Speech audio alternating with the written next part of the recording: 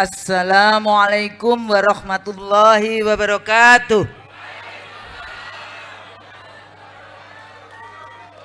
Selamat sore dan salam sejahtera untuk kita semua. Alhamdulillah haqqa hamdi wa syukrulillah haqqa syukri wala haula wala quwata illa billah. Salawat dan salam kita selalu panjatkan kepada junjungan Nabi besar Muhammad sallallahu alaihi wasallam. Amma ba'du. Saya harus calm down dulu setelah Bang Nursi. Mana tadi Bang Nursi? Seperti menonton IC The Real Show. Iksanuddin Nursi dan Husnul Maria. Oke, saya dapat tugas dari kawan-kawan untuk bicara tentang demokrasi dan pemilu. Karena kita bahas the devil is in the detail. Ibu-ibu, bapak-bapak, siap nggak membuat perubahan ini? Memangnya siap cuma datang di sini. Berapa suara yang sudah dikumpulkan?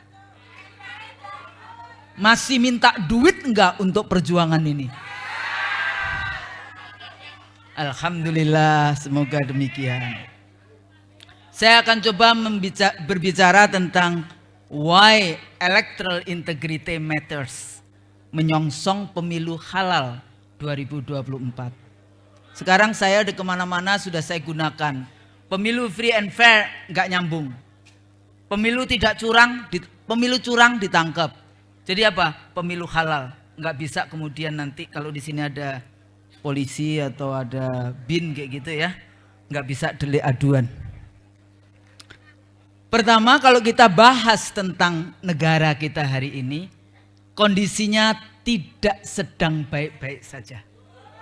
Tadi sedang banyak sekali yang sudah dibahas. Political economy, kondisi politik, kita cuma bisa istighfar. Tapi what can I do dan what can we do?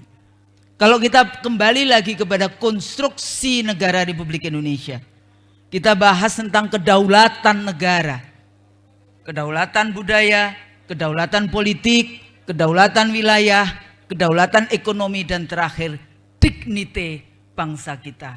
Masih adakah hari ini kebanggaan kita menjadi warga dan menjadi bangsa Indonesia? Ini pertanyaan hari ini.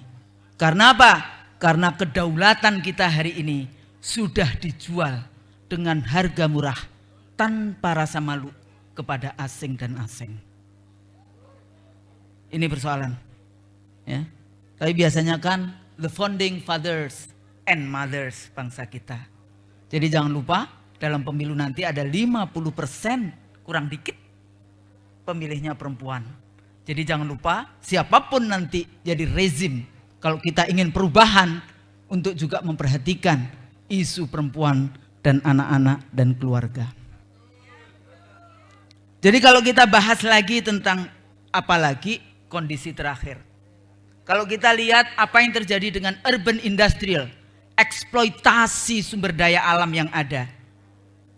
Atau pemindahan ibu kota, pembangunan proyek IKN. Apa yang terjadi? Karena di situ banyak sekali pekerja-pekerja laki-laki, maka muncul prostitusi di sekitar IKN. Karena di situ ada eksploitasi sumber daya alam, di Weda, di Kolaka, maka di situ juga muncul prostitusi-prostitusi, dan artinya perempuan menjadi korban di dalam konteks ini. Bahkan informasi yang saya dapatkan, ini kalau teman-teman ada yang dari Maluku, itu levelnya juga berlevel-level. Untuk pejabat Jakarta, untuk pejabat provinsi, untuk dan sebagainya. Jadi kita tidak sedang dalam kondisi baik-baik saja. Bapak Ibu yang dirahmati Allah, kalau kita melihat demokrasi itu apa sih? Kenapa kita ngikut demokrasi? Atau kalau kita baca demokrasi seperti baca ayat Al-Quran seperti itu. Tanpa kita mau mempelajari apa itu demokrasi. Paling tidak kalau saya menggunakan definisi ini, itu definisi yang bisa kita gunakan bersama-sama. Pertama, di dalam demokrasi di situ ada kompetisi perubahan kekuasaan tanpa kekerasan, excluding the use of force. Nggak boleh. Makanya di banyak sekali saya bicara, saya selalu katakan, Bapak Bin, Bapak tentara, Bapak polisi, jangan terlibat menjadi satgas-satgas pemenangan dari rezim yang berkuasa. Ini penting. Kenapa? Karena dulu suksesi pemerintahan itu menggunakan senjata. Tapi sekarang kita menggunakan surat suara. From bullet to ballot system istilahnya. Tapi apakah kemudian absen dari keterlibatan aparatus negara di dalam konteks pemenangan-pemenangan dalam pemilu-pemilu sebelumnya? Apakah hari ini juga tidak ada? Ada. Nanti kita cek aja siapa yang akan terlibat di dalam konteks itu.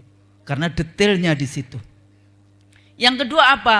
Partisipasi politik, partisipasi perempuan, partisipasi di dalam konteks itu. Tapi hati-hati. Karena hari ini ternyata ada warga masyarakat yang menemukan bahwa DPT-nya itu ada 52 jutaan yang janggal. Saya masih minta tolong kepada kawan-kawan ini untuk membersihkan data itu. Karena ada data yang usia di atas 100 itu banyak sekali. Usia 10 tahun ikut pemilu juga ada. Ada nama yang ada cuma 2 kata, 2 huruf. 2 huruf AA atau apa kayak gitu. Ada juga banyak sekali yang tidak ada RT dan RW. Kenapa DPT ini penting? Karena disinilah letaknya kalau kita gunakan teori the liberal Machiavellian election, pemilu terbuka tapi penuh dengan tipu muslihat. Salah satu tipunya adalah dengan DPT. Apakah DPT itu digelembungkan? Apakah diciutkan? Nah ini juga sangat penting karena paling tidak pada saat lesson learn 2004, saya dulu yang saya paling takut ada 155 jutaan pemilih. Bagaimana nanti kalau saya dihisap di akhirat sana? Kalau kemudian kita salah di dalam menghitung hasil maupun menghitung pemilih di Indonesia. Tapi hari ini kita pemilunya menggunakan KTPL. KTP itu tidak didesain untuk memilih. Itu penduduk. Penduduk itu bisa warga negara Indonesia, bisa warga negara asing. Kalau tadi dikatakan Bang Nursi misalnya bicara tentang TKA. Cek itu pintu-pintu TKA yang ada. Keluar dia dikasih KTPL. Ini adalah alat di mana kita apakah pemilu itu akan free and fair ataukah itu adalah fabricated election. Pemilu yang sudah disiapkan siapa yang menang. Yang ketiga apa? Yang ketiga adalah civil and political liberties. Kebebasan sipil dan politik, kebebasan menyatakan pendapat, kebebasan berserikat, kebebasan pers. Tapi apa yang terjadi? Kalau ibu-ibu, bapak-bapak di sini agak sedikit berbeda dengan, boleh nggak ngomong istana? Berbeda dengan rezim yang berkuasa, maka Anda akan dibawakan pasal-pasal dan kemudian harus pergi ke pengadilan dan akhirnya dipenjarakan. Bukankah demikian? Terutama tidak berfungsinya fungsi kontrol dari parlemen. Tidak berfungsinya parlemen sebagai oposisi dari eksekutif. Tidak berfungsinya yang namanya balance of power yang ada di Republik ini. Akhirnya oposisinya ya seperti bapak-bapak dan ibu-ibu di sini yang disebut sebagai non-parliamentary opposition. Sehingga dengan mudah dikeluarkan pasal-pasal, ditangkap, hati-hati juga. Kalau kita slip of the tongue, Anda bisa dibawa oleh pasal-pasal. Nah, oleh karena itu, what can I do? What can we do di dalam membangun, menyongsong pemilu halal 2024. Hari ini ada beberapa kelompok. Ada beberapa kelompok gerakan. Pertama, ada kelompok yang menginginkan kembali ke Undang-Undang Dasar 45. Kita tidak perlu yang namanya menghalangi mereka. Bebas mereka. Yang kedua, ada kelompok yang ingin revolusi, bebas. Asal non-violence. Bu, kok ada revolusi yang non-violence? Adalah revolusi non-violence. Yang ketiga kelompok siapa? Yang ketiga ada kelompok yang menginginkan pemilu, suksesi, perubahan politik, perubahan rezim dengan cara-cara yang halal supaya barokah. Tapi apa cuma kelompok itu saja? Enggak. Ada kelompok yang menginginkan 3 periode. Ada kelompok lagi yang menginginkan pemilu ditunda sampai 2027. Tapi yang paling sulit yang harus kita hadapi adalah kelompok yang akan menggunakan segala cara untuk membuat pemilu curang. Jadi nggak gampang ibu-ibu, siap nanti di mana? Kita berada di mana? Ya. Nah, apa saja yang harus dilihat? Pertama adalah siklus penyelenggara pemilu. Hari ini belum ada KPU provinsi, KPU kabupaten kota yang dilantik. Bawaslu provinsi, kabupaten kota yang dilantik. Ini nanti baru sampai semuanya itu kira-kira Januari 2024. Pertanyaannya, kira-kira pejabat baru anggota KPU provinsi, kabupaten kota, Bawaslu provinsi, kabupaten kota yang baru beberapa bulan dilantik, kira-kira adigang, adigung, adiguno sok tahu jadi pejabat atau dia faham apa amanah dari penyelenggara pemilu secara konstitusional? Pertanyaan. Apalagi kalau kita bahas tentang proses rekrutmen penyelenggara pemilu. Nah ini persoalan. Walaupun di dalam diskusi di WA Group ketua KPU-nya, saya kemana-mana selalu bawa kain kafan. Alhamdulillah. Jadi Anda ingat mati. Jangan sampai ada suara rakyat yang kau pindah-pindahkan di dalam konteks itu. Ya, itu pertama. Regulasi, alhamdulillah kemarin Mahkamah Konstitusi sudah memutuskan. Cuma pertanyaan saya, ini yang ahli hukum. Memangnya sistem pemilu itu portofolionya Mahkamah Konstitusi? Itu bukan tugas Mahkamah Konstitusi. Suka-suka DPR, karena semua sistem yang ada menurut ilmu politik bisa demokratis. Gak ada urusannya dengan Mahkamah Konstitusi.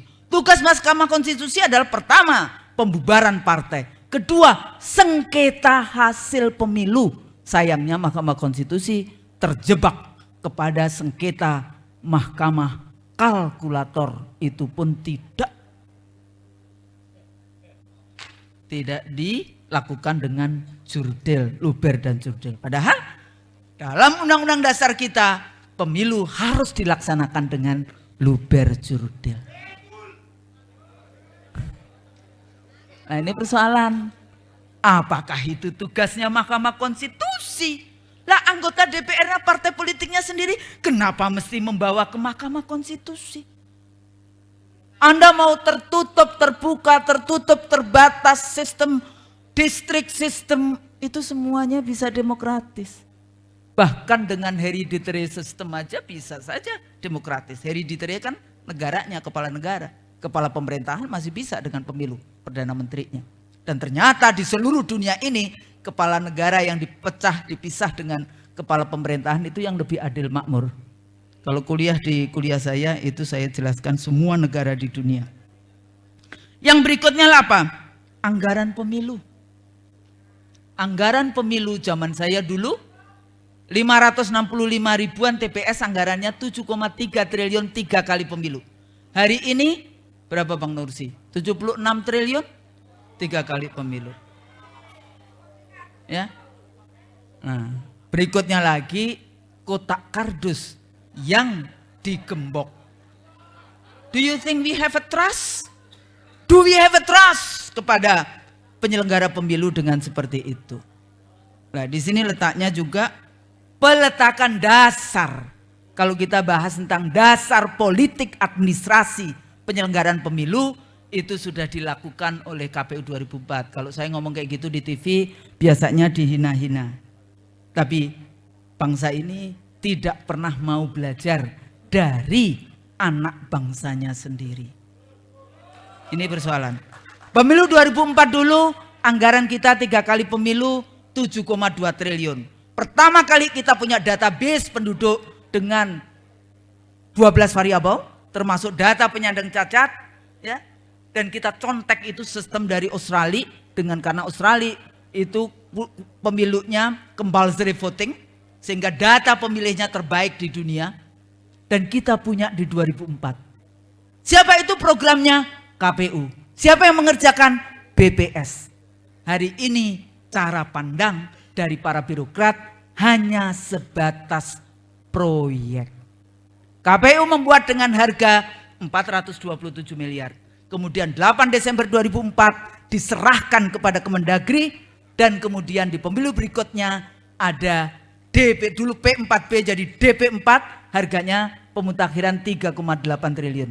Pemilu berikutnya IKTP, harganya 5,8 triliun. KPU masih minta 1,6 triliun untuk pemutakhiran itu. Pertanyaannya, siapakah yang mengerjakan koreksian, revisi dari data-data pemilih itu? Korporasi, swasta, dalam negeri, luar negeri. Dulu luar negeri sempat ikut. Kira-kira data kita hari ini di mana? Kalau tadi Bang Nursi bicara tentang One Health Policy, kalau kita bicara tentang satu sehat, di manakah data kita di dalam satu sehat itu disimpan? Nggak tahu. Singapura, Washington, Hong Kong, atau di mana? Waktu itu pada saat saya menjadi ketua divisinya, saya katakan tidak boleh ada orang asing. Kenapa? Karena waktu itu kita bahas tentang juga the war on terror. Terorisme di Indonesia. Apa yang dilakukan dengan mudahnya database kita diakses oleh orang asing. Maka Anda tinggal diambil, maka data itu dengan mudah. Siapa ini namanya? Anda kalau menjadi lawan politik itu bisa dihilangkan dengan cara-cara yang kita tidak pahami dengan baik. Jadi kalau kita bahas evaluasi pemilu 2019 bagaimana? The liberal Machiavellian election. Ada data pemilih yang beda antara presidential election dengan legislative election. Waktu itu klaimnya sampai 16 juta. Apakah hari ini masih data yang sama yang dipakai? Ini persoalan. Kemudian sejauh mana nanti lembaga survei? Apa fungsi lembaga survei? Siapa yang bayar lembaga survei? Untuk apa lembaga survei ini? Penggiringan opini atau mencerdaskan rakyat? Saya tidak melihat lembaga survei mencerdaskan rakyat di dalam pemilu. Mereka menggunakan ilmiah karena survei. Saya kasih tahu Ibu Bapak yang dihormati, yang dirahmati Allah. Beberapa waktu lalu saya diminta untuk jadi reviewer dari penelitian Bappenas tentang intoleransi. Waktu saya tanya, provinsi mana saja yang kau teliti? Disebutkanlah A, B, C, D, Z. Saya bilang, oh, untuk mengatakan bahwa Jakarta menjadi daerah yang paling tidak toleran karena 411212, dan NTT kau sebut sebagai daerah yang paling toleran. Untuk menyatakan Islam tidak toleran, mereka menggunakan penelitian. Dan negara yang melakukan itu namanya Bappenas.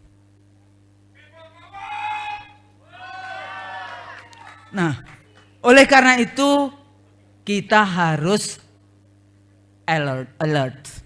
Kita harus waspada menyongsong 2024. Apalagi sekarang ada kekuatan baru namanya polisi RW. Jadi semua sudah disandra, partai politik disandra, rekrutmen.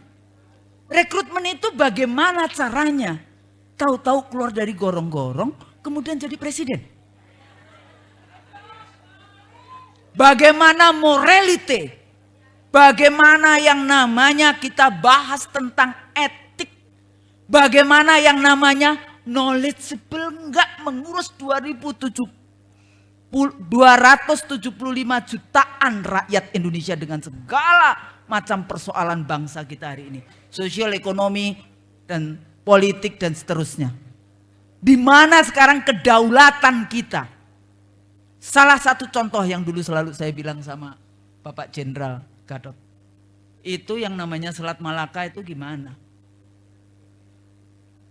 Apakah masuk di dalam mapping negara Republik Indonesia atau bagaimana? Kalau tadi dikatakan bahwa kita akan berubah menjadi Indo-Pasifik era, laut, maritim, dulu maritim, wah keren, tol laut, mana? Mana tol laut? Ya. Malaka, Selat Malaka itu yang paling panjang wilayah milik Indonesia. Singapura cuma 1 titik, tapi Indonesia cuma dapat 1 tahun 1 triliun, Singapura dapat 40 triliun setiap tahunnya. Karena Singapura menggunakan teknologi dan sebagainya. Tapi pada saat kapal Jepang tumpah minyaknya di situ, yang kena denda negara Republik Indonesia. Sudahkah kita berdaulat hari ini? Jadi ini sandra. Kalau kita bahas demokrasi, demokrasi ini sebetulnya alatnya siapa? Demokrasi yang kita praktekkan ini demokrasi model apa? Karena demokrasi modelnya banyak. Tapi dengan popular vote ini sebetulnya model demokrasi liberal. One vote, one person, one value. Ya, demokrasi liberal.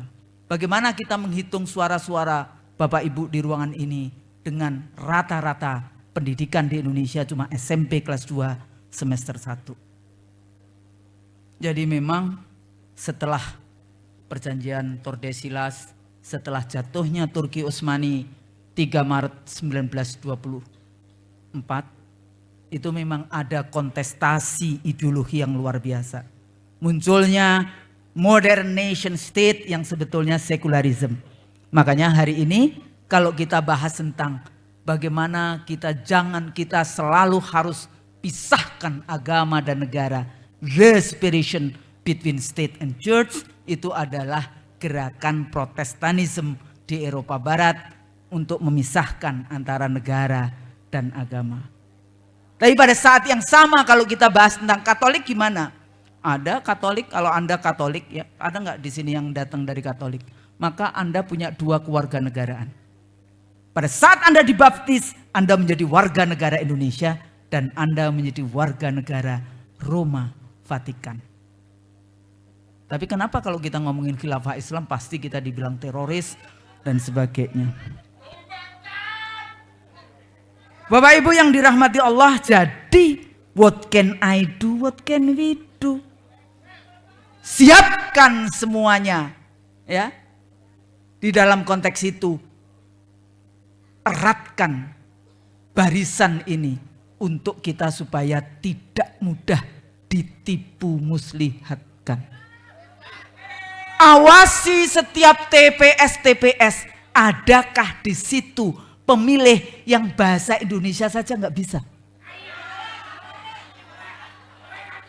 Awasi itu. Awasi berapa jumlah pemilih di setiap TPS.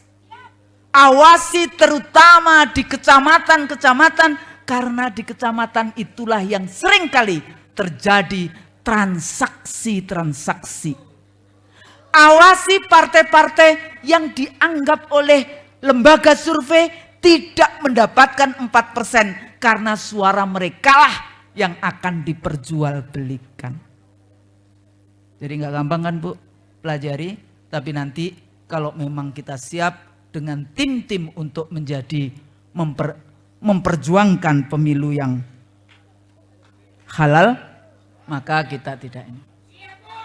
pada saat yang sama berjuang harus ikhlas. Harus ikhlas. Kalau 2019 Anda merasa dikhianati, nggak masalah, tutup buku, jalan lagi. Ya, jadi nggak masalah. Memilihnya gimana? Kita bahas tentang morality. Itu ukuran pertama. Yang kedua, knowledgeable atau tidak. Baru elektabilitas itu tergantung pada apa? Pada rizki kita. Rizki jabatan. La haula wala quwata illa billah. Jabatan sudah ada catatannya di Lauh Mahfuz. Kekuasaan itu milik Allah. Allah lah yang memberikan kekuasaan dan Allah lah yang mencabut kekuasaan. Persoalannya, apakah kita akan dimuliakan oleh Allah atau kita dihinakan oleh Allah? Jadi pesan saya, apapun tetap berjuang dengan jalan-jalan yang halal. Jangan ikut-ikutan money politics. Jangan ikut-ikutan memindahkan suara. Insya Allah kita cuma disuruh apa oleh Allah? Disuruh bergerak, berjuang. Hasil kita serahkan kepada yang di atas. Kalau salah mohon maaf. Nasru minallah wa fathun qarib. Wassalamualaikum warahmatullahi wabarakatuh.